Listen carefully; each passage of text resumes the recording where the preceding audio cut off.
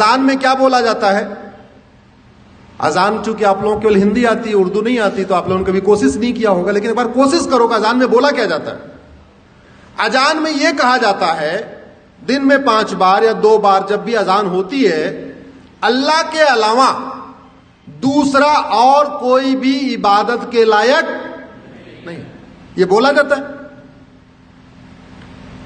اسلام میں اللہ کے علاوہ، خدا کے علاوہ اور کسی کی بھی عبادت کرنا حرام ہے، بولا جاتا ہے، مدرسوں میں سکھایا جاتا ہے، قرآن میں لکھا ہے، حدیثوں میں لکھا ہوا ہے، اذان میں لاؤڈ اسپیکر سے بولا جاتا ہے، نہیں تو گوگل ٹرانسلیٹ کر کے دیکھ لینا، اذان کا مطلب سرچ کرنا، آپ کو پتہ چل جائے گا کیا مطلب اس میں بولا جاتا ہے۔ اگر اللہ کے علاوہ کسی اور کی عبادت کرنا حرام ہے تو پھر مزاریں کیوں بن رہی ہیں؟ پھر درگاہیں کیوں بن رہی ہیں؟ اتراکھنڈ میں دیکھتے دیکھتے پورے جنگل کے جنگل مزار درگاہیں کہاں سے بن گئی؟ اور آپ کی جانکاری کے لیے بتا دوں، عرب میں ایک بھی مزار نہیں ہے، عرب میں ایک بھی درگاہ نہیں ہے، اور عرب میں ایک بھی پکا قبرستان نہیں ہے۔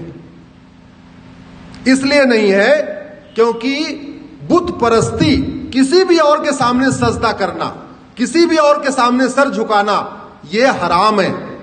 اب مزار میں لوگ سر جھکاتے ہیں کہ نہیں؟ درگاہ میں جھکاتے ہیں کہ نہیں؟ تو سب سوال یہ بنتا ہے، جو قرآن عرب میں ہے وہی قرآن اتراکھنڈ میں ہے، وہی قرآن ہماچل میں ہے، تو وہاں اگر مزار حرام ہے تو بھارت میں حلال کیسے ہو گئی؟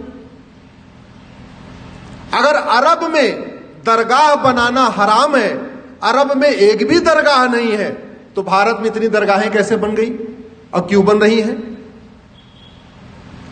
اگر عرب میں ایک بھی پکا قبرستان نہیں ہے، یہ بھی آپ کو جانکاری کے لیے بتا رہا ہوں، بڑے بڑے شیخ جن کے گھر میں سونے کی پلیٹ ہوتی ہے، سونے کا چمچ ہوتا ہے، ارب پتی کھرب پتی ہیں، ان کی بھی قبر پکی نہیں ہوتی، کیونکہ پکا قبرستان بھی حرام ہے۔ اب سوال یہ بنتا ہے، قرآن وہی، حدیث وہی، اگر عرب میں پکا قبرستان حرام ہے تو بھارت میں وہ جائز کیسے ہو گیا؟